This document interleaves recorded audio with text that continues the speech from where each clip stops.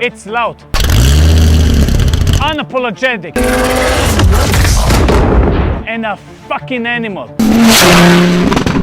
Meet the Dutch Viper SRT10. I found a 6-string ticket and jumped that westbound train. I only slowed down long enough to stand up on that stage. All right, the Dutch Viper, America's widowmaker. A car so insane, the Dutch basically said, what if we strapped a rocket engine to 4 wheels and sold it to the public? It's not really a car, it's a weapon. A snake with fangs, and it just might be the most dangerous thing America ever put on the road. The story starts in the late 1980s. Chrysler executive Bob Lutz wanted a modern-day Shelby Cobra, something loud, brutal, and completely over the top. Designer Tom Gale drew it, engineer Roy Sjoberg built it, and Carroll Shelby himself gave it a blessing, man. Imagine! In 1989, the concept car hit the Detroit Auto Show and people went crazy. Dodge had no choice but to build it.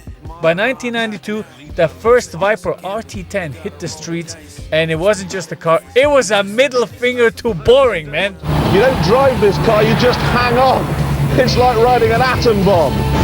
What made it so special? Well, basically, they fitted an 8-liter V10 from a truck and tuned it with the help from Lamborghini to make 400 horsepower in that thing. But here's the catch. There were no driver aids, no traction control, no stability control, no anti-lock brakes, nothing. Just courage, a steering wheel and 2 fat rear tires. It had side pipes that could fry your calves if you weren't careful, plastic windows, no roof, no airbags and barely any AC. Dodge didn't care about comfort. This thing was built for one purpose: to scare the living shit out of you and make you smile while it did.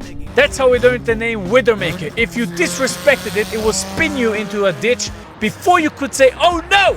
It was dangerous, unpredictable, and yet completely addictive. And now over time, the Viper evolved. In 1996, the GTS Coupe arrived. It was famous for its double bubble roof and racing stripes. In 2003, the SRT came out, sharper, meaner, and now packing 500 horsepower from an 8.3-liter V10. And that brings us to the 2006 model you're looking at here. Still brutal, still raw, ready to kill you if you weren't paying attention, but it has just enough refinement to trick people into thinking they could handle it. Spoiler alert, most couldn't. Now the Dodge Viper is pure American muscle, turned up to 11. It's terrifying, it's ridiculous, it's completely unnecessary, and that's exactly why it's amazing.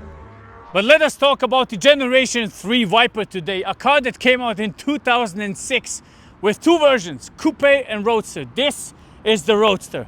Just have a look at this voluptuous body. This incredible long hood. You know, back in the day, they designed those cars a little bit with an intent to look like a Formula 1 car. This, for example, with the exposed mirrors, with the wide openings, the incredible look. It's just absolutely insane. And to me, it looks a little bit like a hot Latina, you know?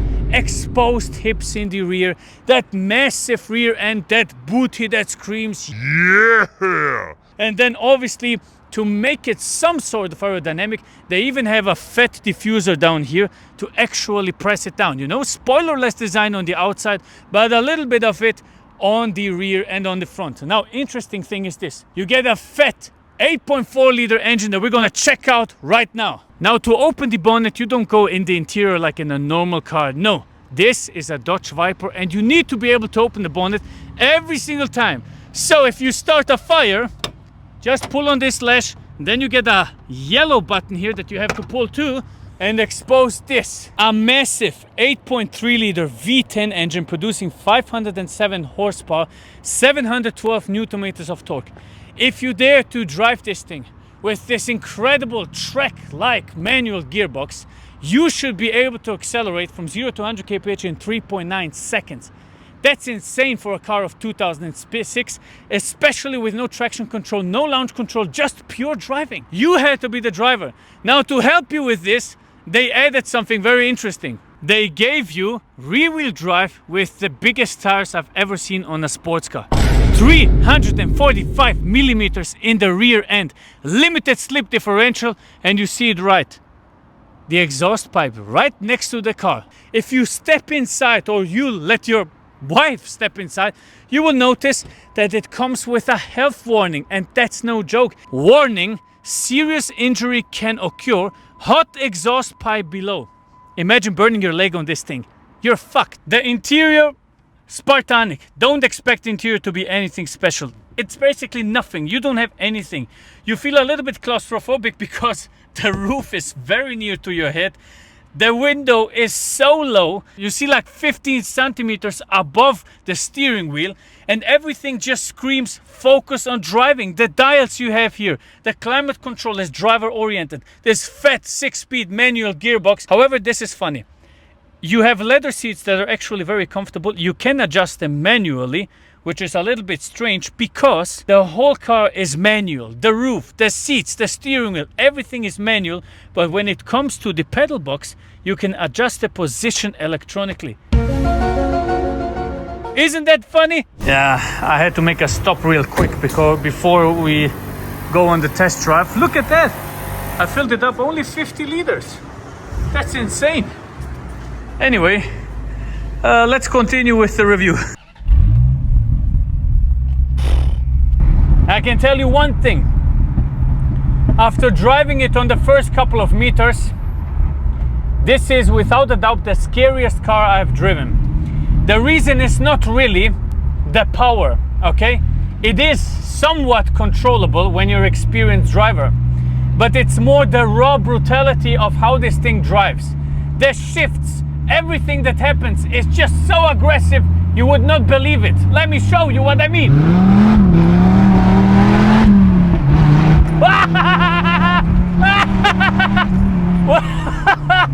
Holy shit!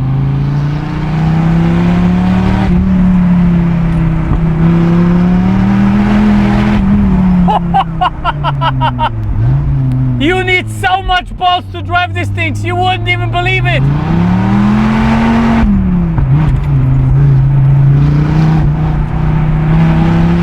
It's so quick.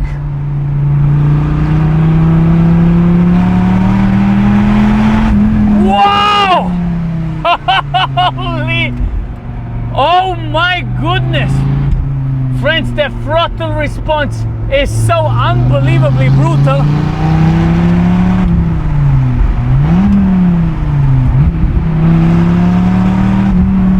Holy moly!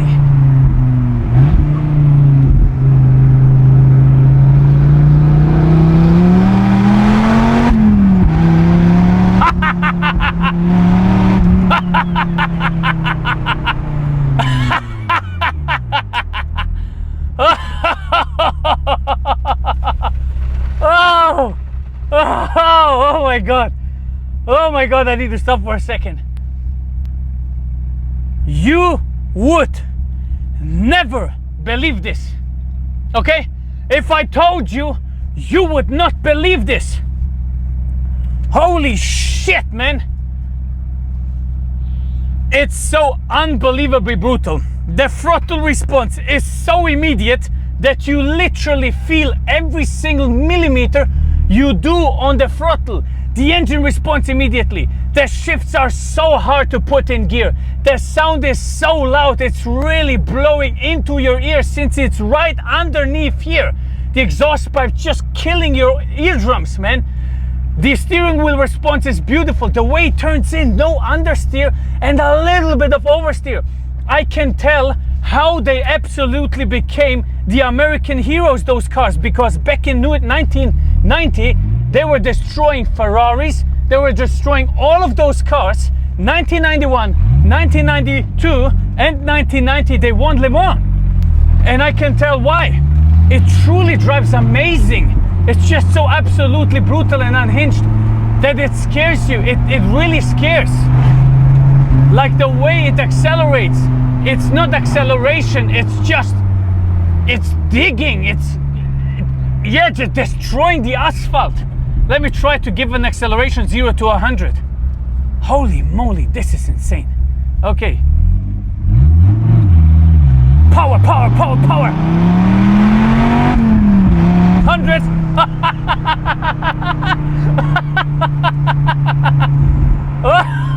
Oh, turning so sharp.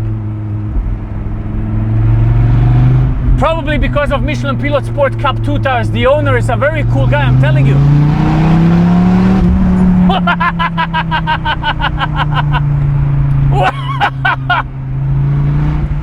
Oh my God! Oh my God, oh my God. You know what? I'm going to open the roof, friends.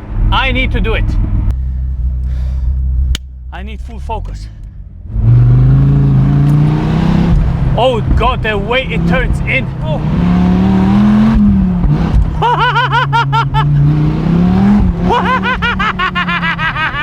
It is a widowmaker, I can tell you that.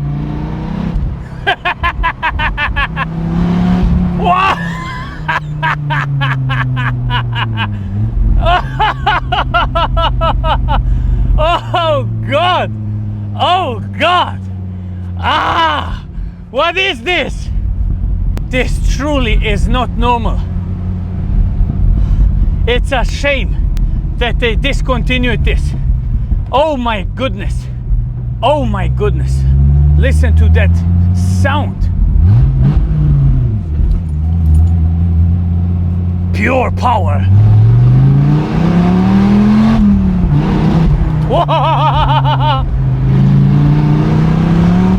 Holy shit, and it turns in so sharp. So much Newton meters of torque. Look at that. Listen to the sound.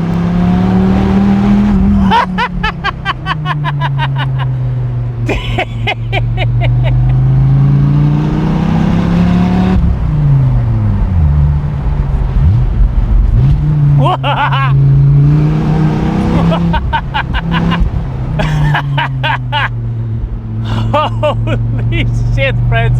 This is a car for lunatics. Really. Whoever buys this literally loves to dance with the option to not wake up tomorrow. I'm telling you, like, it is so absolutely brutal. It's an untamed monster. You don't drive this thing, you just try to control it.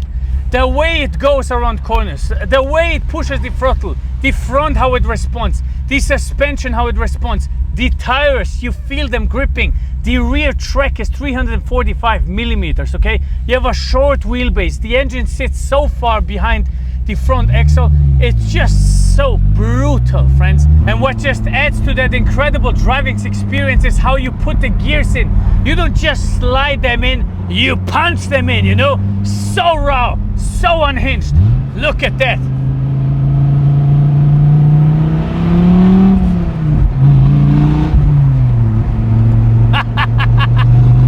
2003, letting this loose to the people, it's truly amazing, man. And in 2008 they even added a little bit more spice, you know. The 2008 version had 612 horsepower, and then the 5th generation, the last one, actually had traction control, not by choice, by law. They wanted to put it loose on you without traction control, even in 2013. I mean, this is truly spirits. This is the spirit of America that I like, you know? The raw power, you know, we're just gonna do it. Look.